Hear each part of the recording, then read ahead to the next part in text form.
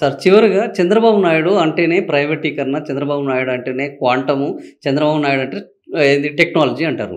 ఇటీవల కాలంలో చంద్రబాబు నాయుడు పొలం బాట అంటున్నారు, రైతు అంటున్నారు, ప్రాజెక్టులు అంటున్నారు, నీళ్లు అంటున్నారు.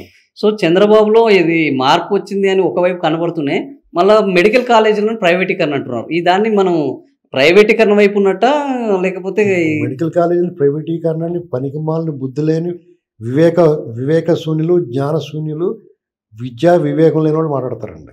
పీపీపీ అంటే peoples public public private partnership అది పబ్లిక్ ప్రైవేట్ పార్ట్నర్షిప్. అది ప్రైవేటేషన్ ఎలా అవుతుందండి? ఆరోగ్యశ్రీ ఏమైనా ప్రభుత్వమా? అది ప్రైవేట్ హాస్పిటల్స్ తోటి కలిపి పార్ట్నర్షిప్. అది ఇదంతే, అది ప్రైవేట్ వాళ్ళు ధర్నాలు చేయడం. ఆరోగ్యశ్రీ చాలా సూపర్ అని ఇది చేయడం ఎలాగంటారు మీరు? మీకు అలా చేయడం వల్ల మీకు ఉపయోగం ఏంటంటే ప్రభుత్వానికి ₹1 ఖర్చు లేకుండా 50 ఏళ్ల పాటు వాడు మెయింటైన్ చేసి మళ్ళీ అందరినీ సాకి అప్పుడు మళ్ళీ మనకు చెప్తాడు. అటువంటి గంగవరం పోర్టుని ఒక సంవత్సరం పోతే మళ్ళీ మనం 800 కోట్లు, మన 1000 కోట్లు మనకు వచ్చేదాన్ని ఆడు 800 కోట్లు దుబ్బేరాన్ని ఇచ్చేసాడు. అది సమ్మగా ఉందా?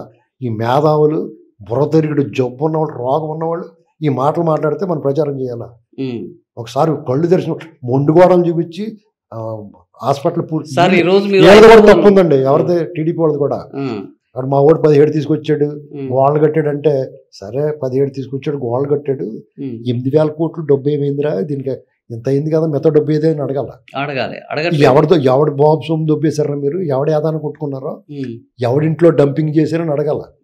అది మానేసి వీళ్ళు కూడా చూపిస్తున్నారు అక్కడికి వెళ్ళి సెల్ఫీలు తీసుకుని, ఇదిగో సరిగ్గా కట్టలేదని. నువ్వు సరిగ్గా కట్టకపోవడం కాదు, నువ్వు ఎందుకు పూర్తి చేయలేదు? నీకు తగినంత సొమ్ము అప్పు చేసావు, సెంట్రల్ గవర్నమెంట్ ఈ శాంక్షన్ చేసింది, నువ్వు ఎందుకు కట్టలేదు?